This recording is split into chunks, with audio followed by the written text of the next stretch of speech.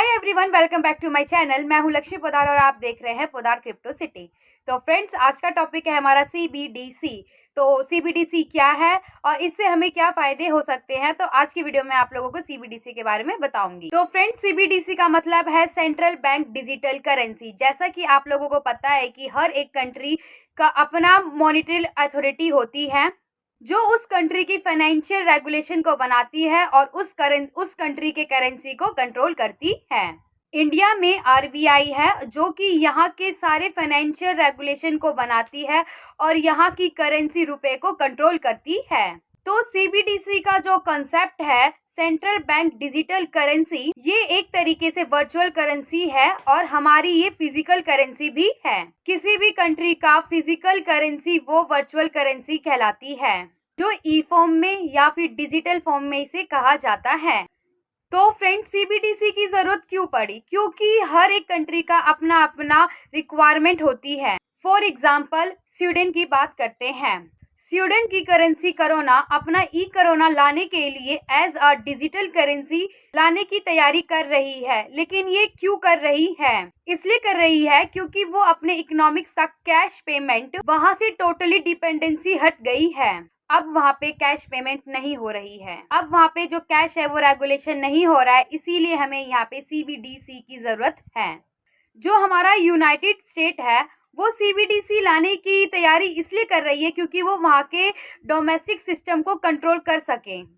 और हम अगर इंडिया की बात करें तो इंडिया डिजिटल करेंसी लाने की कोशिश इसलिए कर रही है क्योंकि यहाँ की जो मेजर पॉपुलेशन है वो बैंकिंग सिस्टम यूज नहीं करते हैं और उसके अंडर भी नहीं आते हैं। तो जो वो पॉपुलेशन का जो वो पार्ट है वो बैंक के अंदर पैसे नहीं रखते हैं और ना ही पैसे को वो रेगुलेट करवाते हैं। तो उनके मॉनेटरी फाइनेंशियल सिस्टम में लाने के लिए जो इंडिया है वो डिजिटल करेंसी का यूज कर रही है। जो अभी तक हमारे पास आई है वो अक्टूबर तक है और इस पे 83 कंट्री काम कर रही है। लेकिन फ्रेंड्स, अभी तक किसी भी कंट्री ने अपना डिजिटल करेंसी लॉन्च नहीं किया है। लेकिन इन सब में से जो चाइना है, जो चाइना कंट्री है, इसने डिजिटल करेंसी पे सबसे पहले काम शुरू कर दिया है और ये बहुत ही जल्द अपना डिजिटल UN करेंसी बहुत ही जल्द ये लॉन्च कर देगी। तो फ्रेंड्स, दूसरी बात ये है कि इंडिया में जो है वो डिजिटल करेंसी आने की बात चल रही है, लेकिन वो जो डिजिटल करेंसी वो 2 टाइप्स की करेंसी की बात चल रही है। जो पहला है वो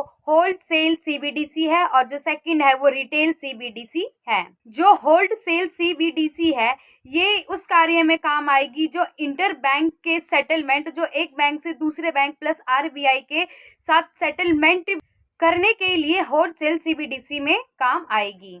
जो रिटेल करेंसी है वो हमारी डोमेस्टिक पेमेंट सिस्टम में काम आएगी। अब हमारा सबसे इम्पोर्टेंट क्वेश्चन ये आता है कि क्या ये वर्चुअल फॉर्म में है? तो हाँ, ये वर्चुअल फॉर्म में है। तो ये डेफिनेटली इसका और डोमेस्टिक करेंसी दोनों का रेशियो 1:1 है।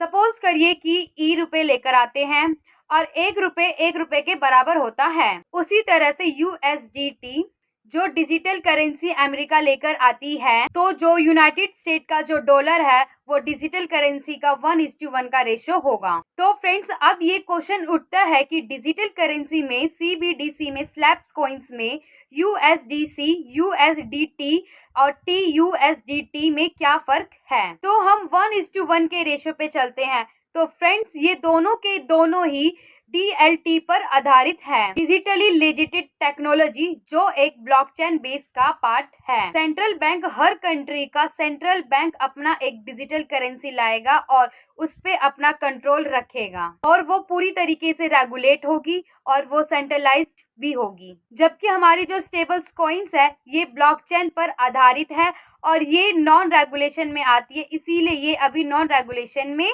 है। और हमारी जो गवर्नमेंट है इसे पूरी तरीके से रेगुलेट करने की कोशिश कर रही है, लेकिन ये डिसेंट्रलाइज्ड है। कहने का मतलब ये है कि गवर्नमेंट का अभी इस पे कोई भी कंट्रोल नहीं है। और वैसे भी फ्रेंड्स, कौन सी गवर्नमेंट ये चाहेगी कि उसकी कंट्री की financial condition out of control हो जाए और पूरी तरीके से बेलगाम घोड़े की जैसे दौड़ लगाए, जिसे कोई भी किसी भी करेंसी को किसी भी एक्सचेंज में एक्सचेंज कर सकता है या उसकी पेमेंट कर सकता है या ट्रांसफर कर सकता है या डिपॉजिट कर सकता है।